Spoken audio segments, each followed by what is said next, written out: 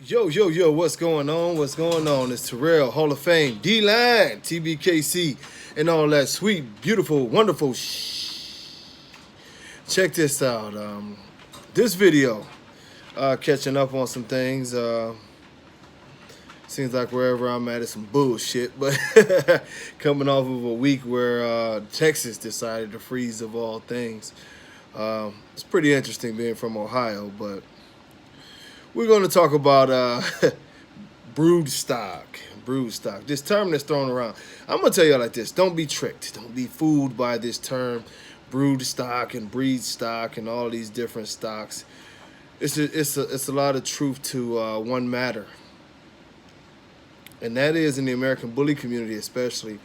A lot of terms, a lot of theories, a lot of different things are used to basically do the wrong thing. Um, the whole brood stock, breed stock conversation is somewhat ridiculous, and I'll tell you why.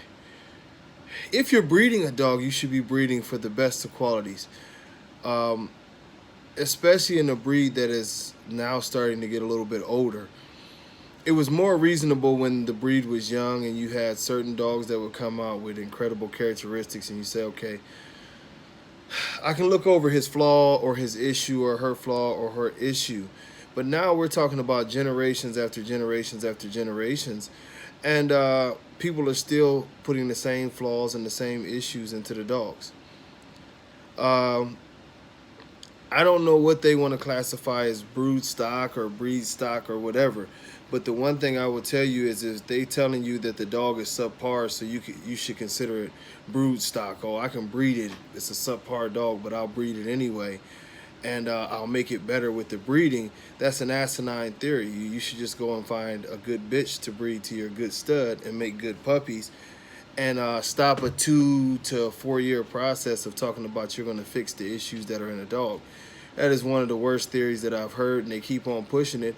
And in general, the reason why they push that narrative a lot of times is just because they want to sell you something, or they want to make excuses, which could go hand in hand with wanting to sell you something.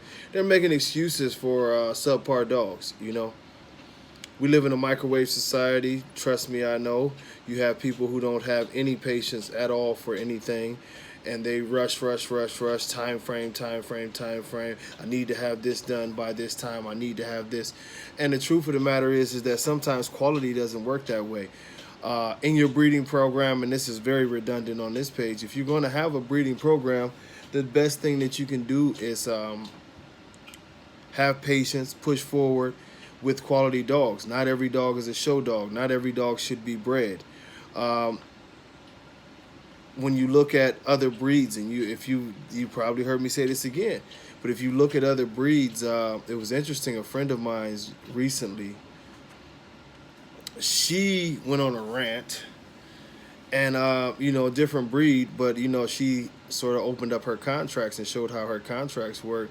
Whereas $10,000 penalties if you breed her dogs to any dog that's not fully health tested, and that includes hips, elbows, all of those things. It's literally, and she will. She sends attorneys and will put a lien on your home or whatever she has to do to enforce that $10,000 fine that she puts on there, because her product, her art, her dogs, means that much to her that she's going to protect them by any means necessary. And when people buy a dog from her, they are under the full understanding that these dogs are supposed to be tested. Do not breed my dogs to any dogs that are not fully tested and up to the quality that I expect. Do not breed my dog if it comes in later on that its testing didn't get correct.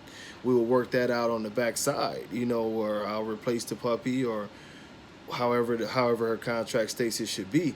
And that's very, very admirable, and something that the American bully community especially should learn from is that, you know, the only way to make a breed better, the only way to make a program better is to have those type of standards, to where, maybe you don't do all the testing, which I believe that some people, or really everybody should, with the hips, elbows,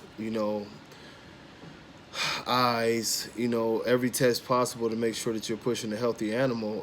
The the cardio system. You can have all these things checked out. You need to have these things checked to push your breed forward and to know that you're breeding a healthy dog. You know, that's the difference. You know, to keep on saying over and over again, brood stock, breed stock, this is why I breed the subpar dogs, because I'm trying to get this and I'm trying to get that. It's truly asinine, man. If you're looking to buy a puppy from someone and the dog is just totally not even a decent dog,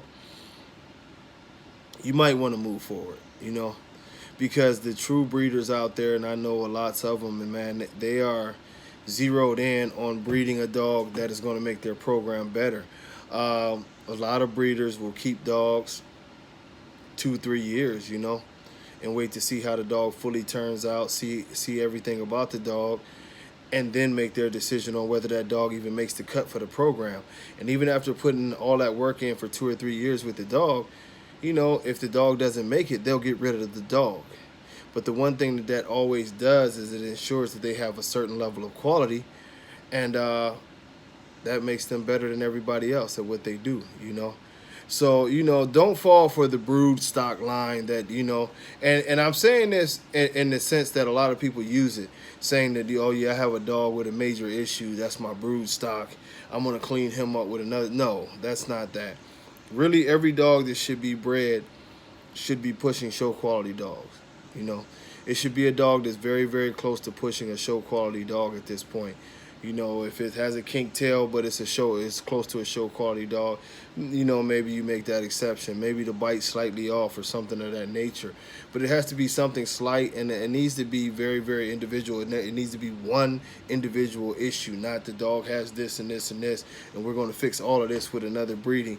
That's asinine. All you're doing is putting bad genes into the gene pool, and it's not going to work out. Just put it that way. You have to breed and make a better dog, and you have to be very, very selective and put out a better dog, man. It's just that simple. Until next time, y'all, much love.